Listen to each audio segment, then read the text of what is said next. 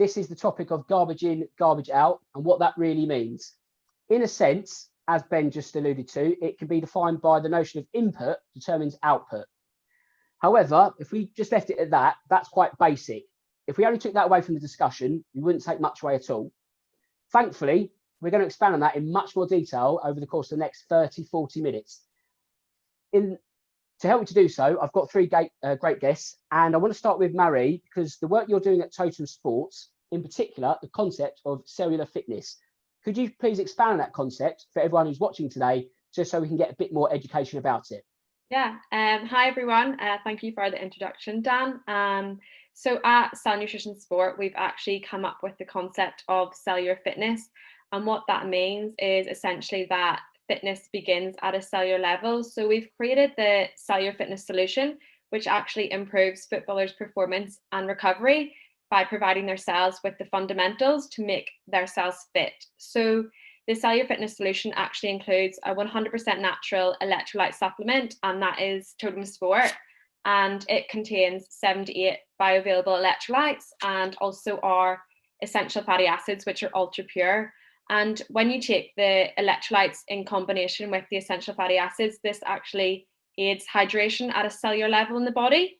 So because you're aiding hydration at a cellular level, this means that there's a greater sense of charge and energy throughout the body, and therefore this creates fitter cells. So by providing players with fitter cells, that actually leads to reduced risk of DOMS, reduced cramp, better immunity, and essentially they have quicker recovery because their cells have all the fundamentals in place.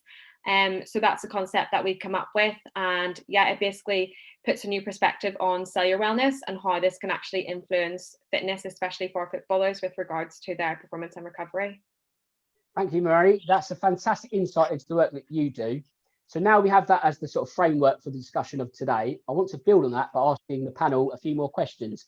And I'd like to start with Rodrigo this time, because I want to get your views on how difficult it is to get a team to their optimum nutritional level. And what I mean by that is that for you working at Portugal with the national team, you're going to have 25 different individuals coming into the squad, but technically they're not really yours. They're not your ownership because they're coming from clubs across Europe. So how hard is it to police the nutrition of those players?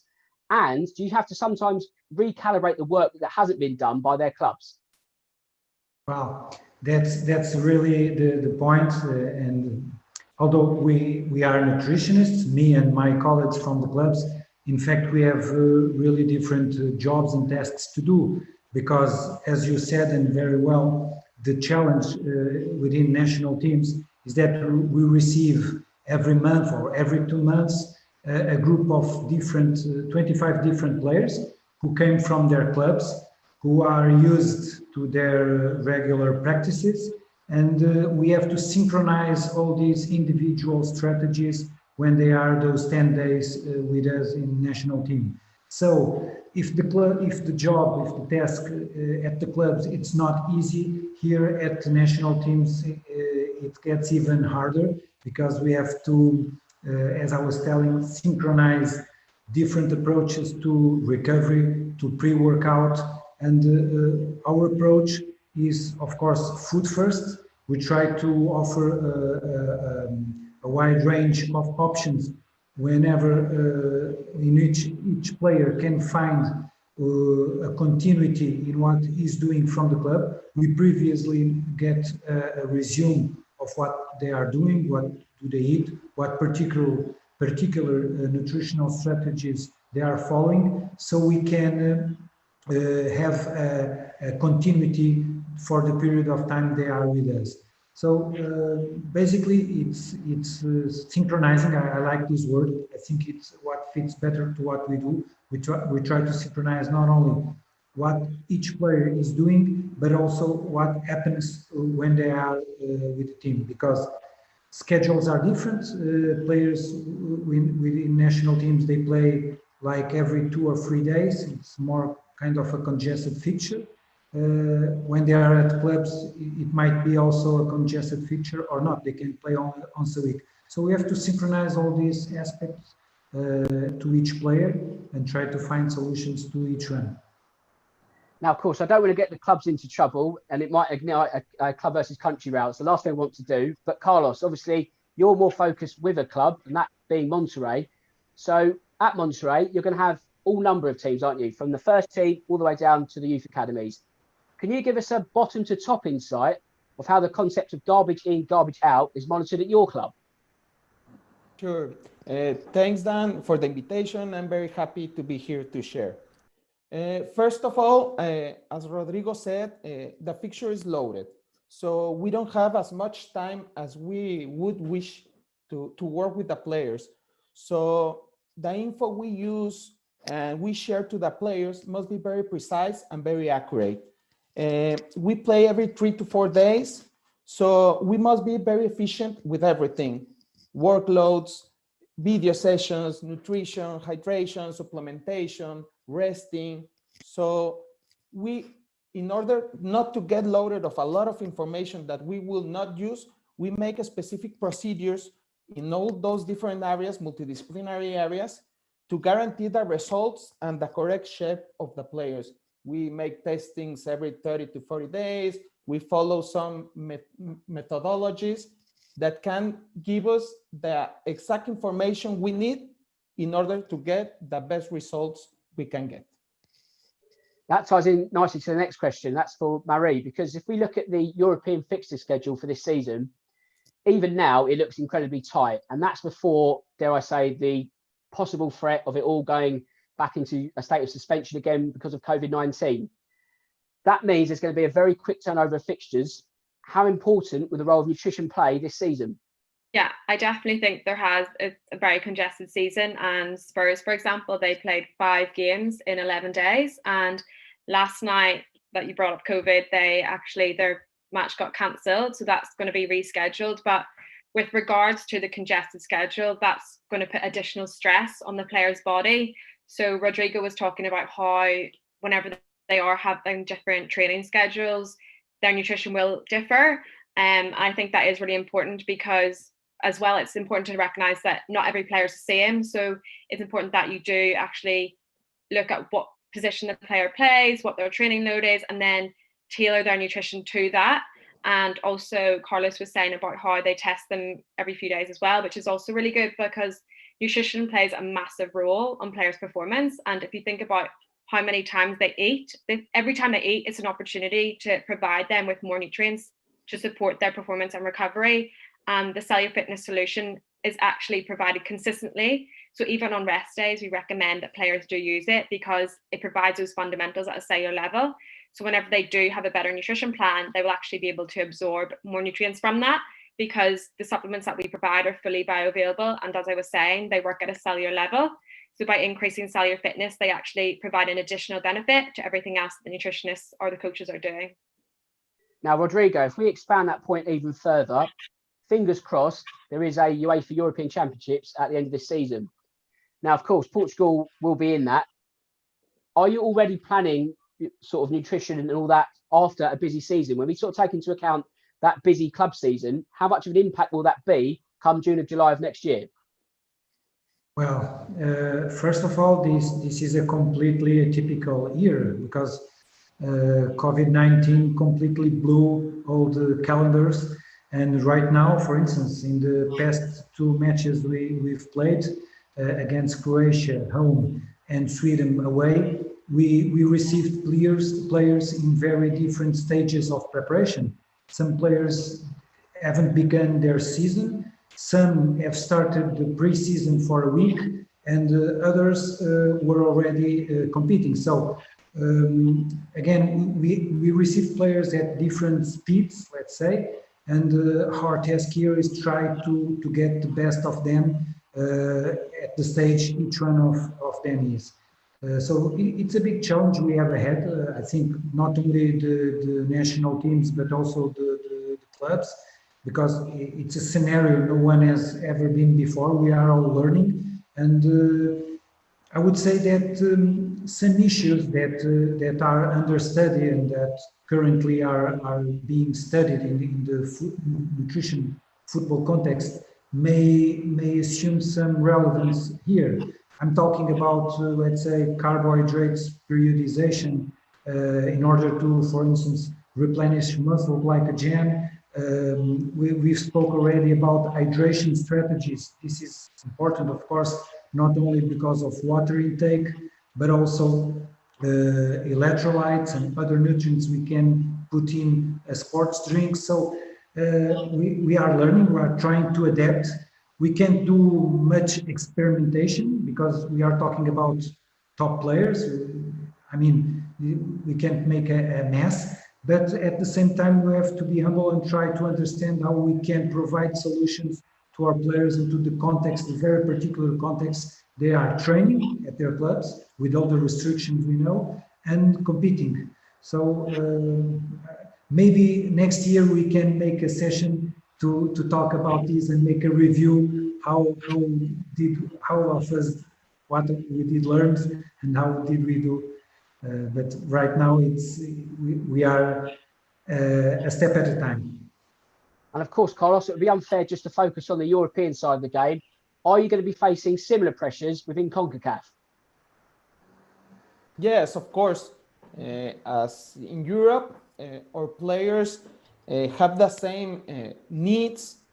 Our team, particularly, it's always looking for the championship. Right now, we are the national champions, also Concacaf region champions. We went to the World Cup in Qatar in last December. So people here, our fans are always looking for the championship. So we must have the players in the best state of form.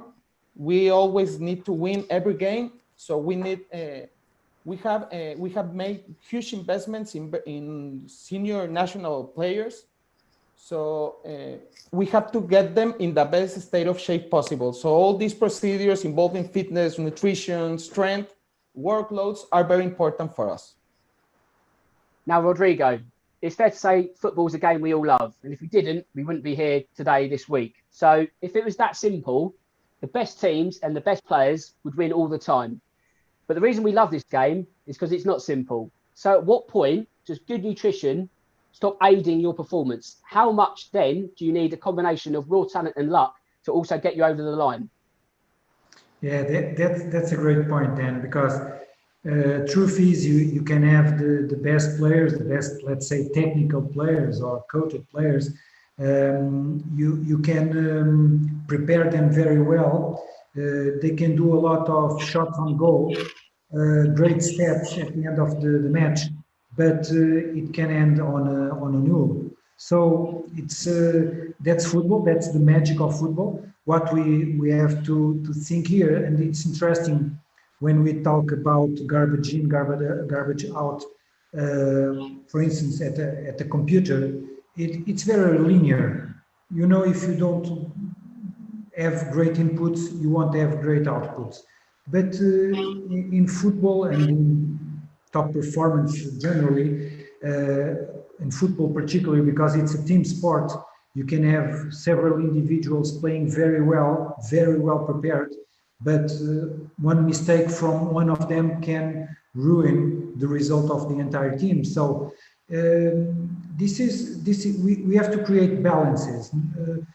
Food is not only about nutrition, about receiving the nutrients our body needs, the energy, the protein, the electrolytes. Okay, that's important. That's one issue about feeding our players. But we also have to consider, for instance, the emotional role of food.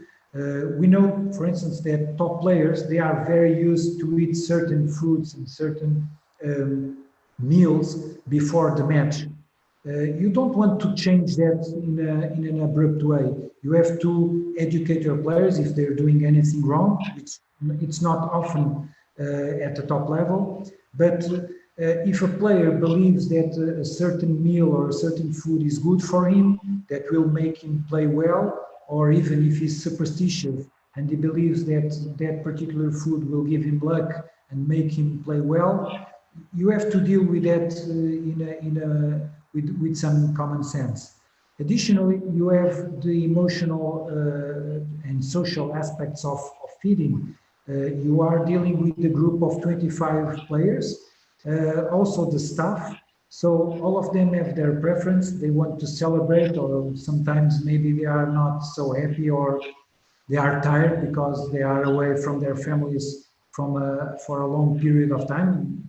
You have some competitions during like 1 month or more. So we have to manage all of this when we are talking about nutrition. It's not only about receiving vitamins or protein. You have to deal with all of this. So of course you have to be science-based.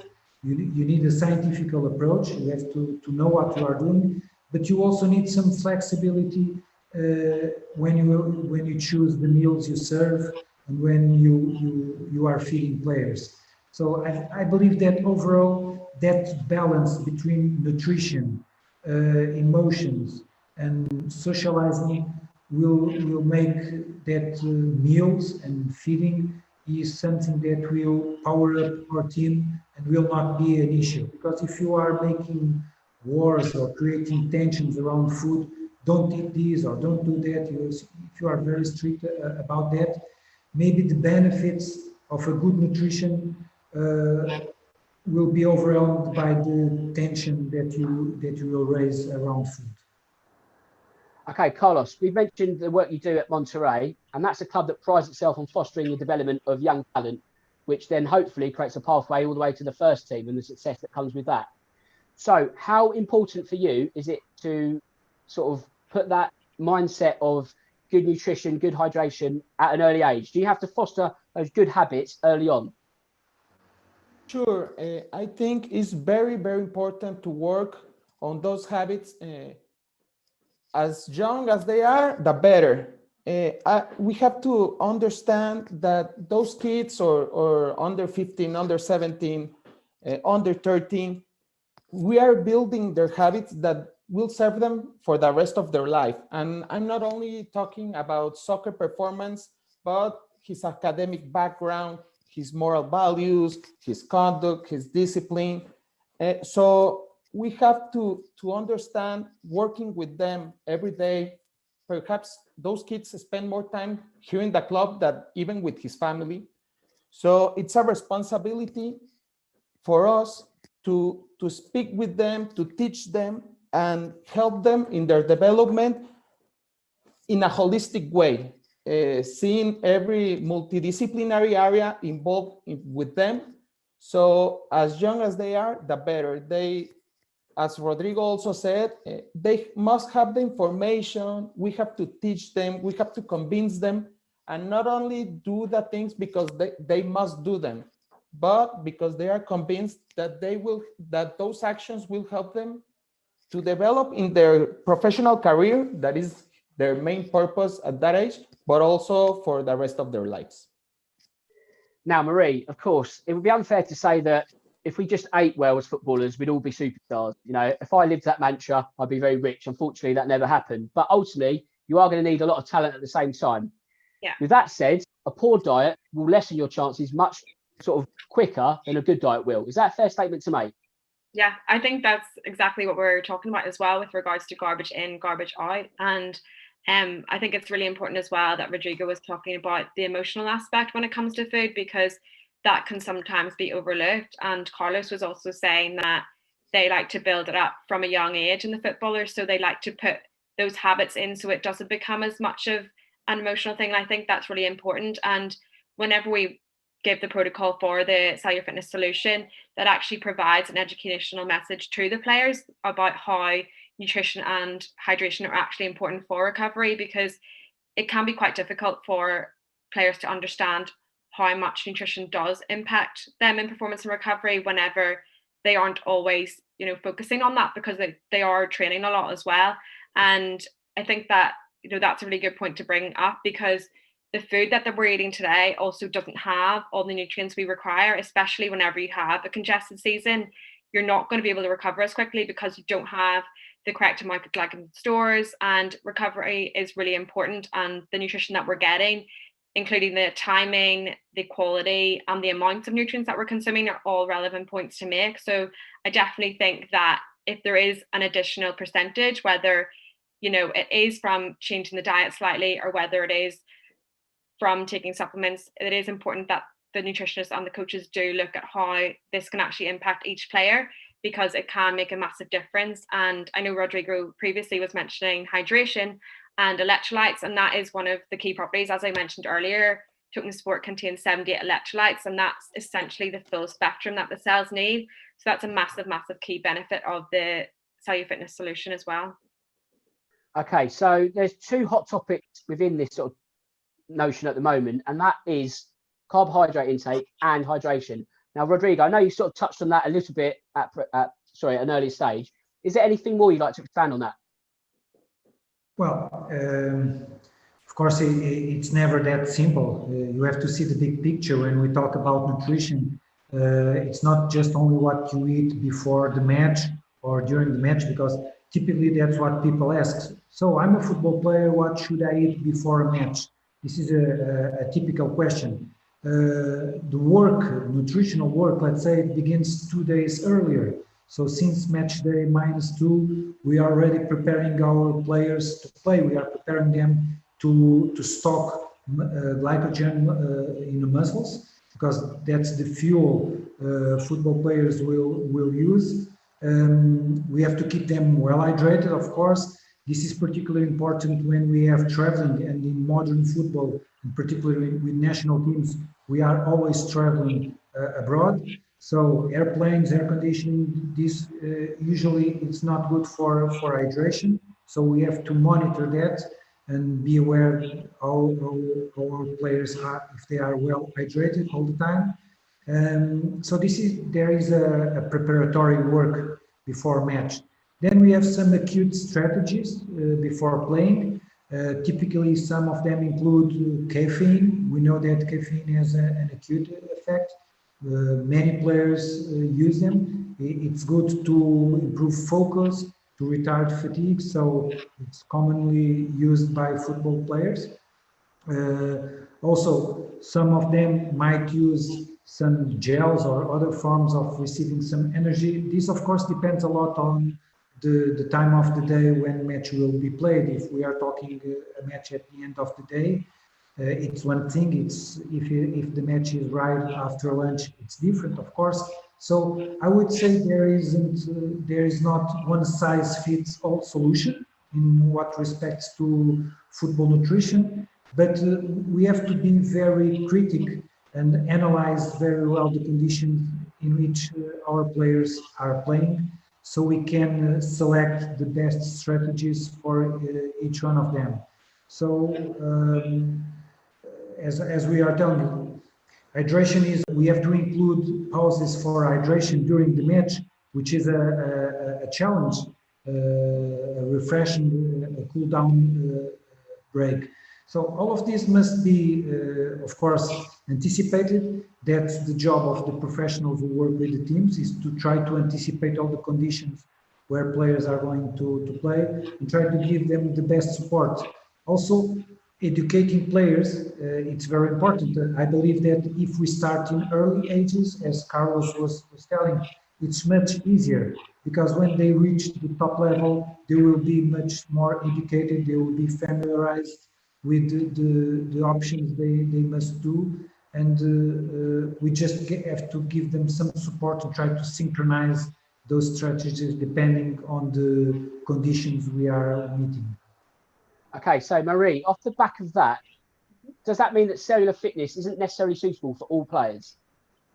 Okay, yeah, I think that's a really important point that Rodrigo made, that not every player is the same, and therefore they will have different nutrition programs based on their specific needs. But with regards to the cellular fitness solution, it's actually from nature. So this solution is 100% natural, and because it's from nature, it's actually uniquely suitable for every individual.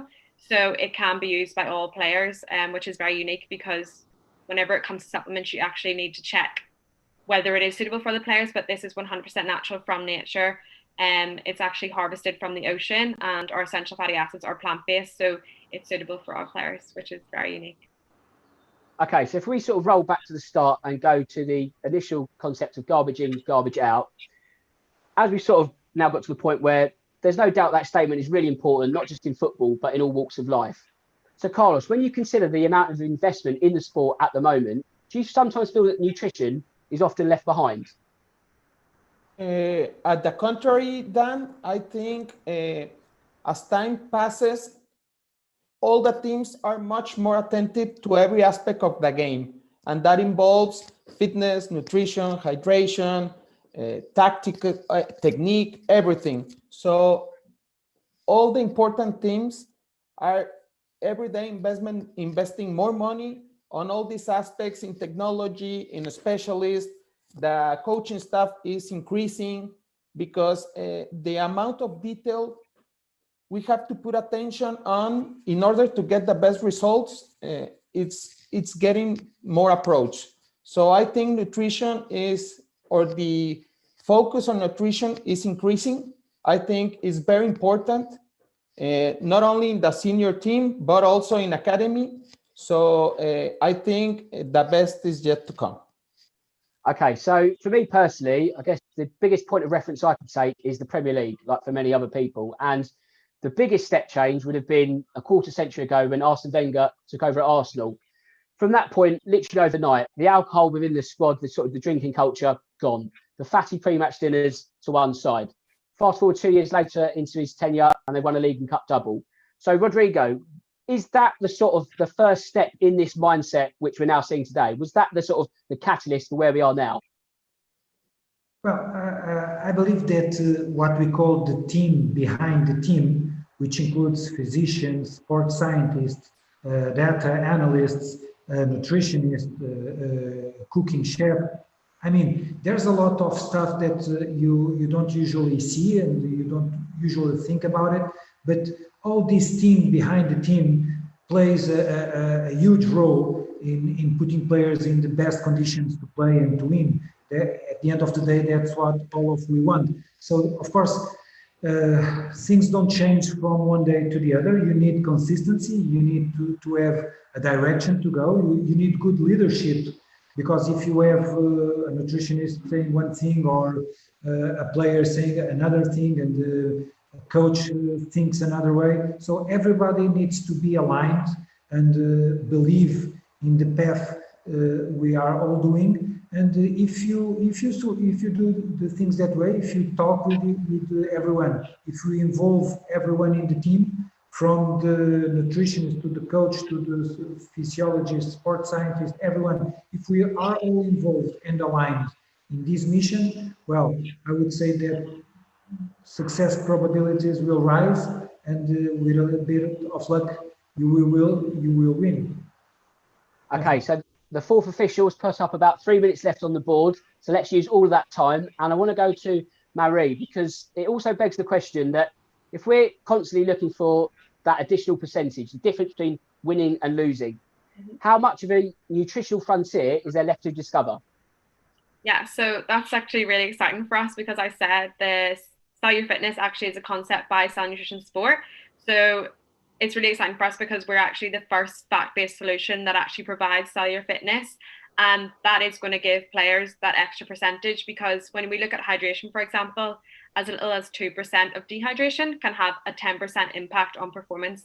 And that is a massive impact. So as the 78 electrolytes actually aid hydration at a cellular level, this can actually be the difference between winning and losing. So I think cellular fitness is definitely an innovation in football. Okay, we've got time for just a couple of viewers' questions. We'll have to sort of squeeze them in the next 2-3 minutes. I want to ask Carlos, obviously you'll oversee so many players within the Monterrey ranks. How important is mental health as well? Because if you're having a bad diet, that also, doesn't necessarily allow a conducive mental state, and that can affect performance on the pitch also. I think mental state is very important, as Rodrigo said before. If they are not convinced, or if they're in a state of stress, nothing will work as it could. We are making some efforts in developing and working on every multidisciplinary area. And of course, mental health is involved with coaching or with human development in order to get better persons and with that, a better professional. Okay, so one more question. If nutrition is so important, Rodrigo, will we get to a point where clubs and federations will stitch that into a contract, some sort of agreement where you have to be at your ultimate peak? There might be sort of a weight clause or a fitness clause. Are they the kind of things that we could be seeing because there's so much money in the game? Well, let's say the demands are rising, of course. Players are various actives from the clubs. We are talking of a lot of money involved. So of course you don't want to mess up with that. And there's, for instance, here in Portugal, we try to arrange, I'm remembering in February this year, we arranged here at Portuguese FA a consensus meeting on nutrition for football, where we gathered nutritionists from all major clubs from the Premier League here in Portugal, so we could discuss and share our approaches to football nutrition. And it's very important that initiatives like these take place, so we are not all closed in our club or in our office, and we can share what we are doing in order to improve the level and assure some consistency about players' nutrition. After all, this is also an health issue, so it's not just about performance, it's also about health. So we must share this information and try to improve our best practices. Okay, and Marie, in the space of 60 seconds, can you tell me which is the most important meal in terms of a pre-match? Is it the meal just before, or is it, say, day one, day two beforehand? As Rodrigo pointed out, the preparation for a match actually begins at least 2 days beforehand. So I think all meals are important because every meal is an opportunity to improve performance and recovery with the nutrients you're consuming. So I don't think there's any specific meal that is the most important, but it's really taking the right steps to have a plan in place and then consistently sticking to that plan so that you get the best results possible. Fantastic, that makes perfect sense. And I think we are approaching full time. So I just need to do the admin, which is as simple as thanking all of you three for your time today. Thank you ever so much, Rodrigo. I hope you enjoyed that. Yeah, that's fab. Yeah. Thank you. And of course, yes, the same to Carlos and Marie also. Thank you for your time, your expertise. I've certainly learnt something today. I hope you've enjoyed the talk for all the viewers out there. Of course, there's so many more across the week, so don't just feel you have to watch this one. We're going to keep going across Thursday and Friday. And I believe that's all from me. So I've been Dan Tracey. On behalf of my three guests, thank you ever so much. And now handing back to Ben.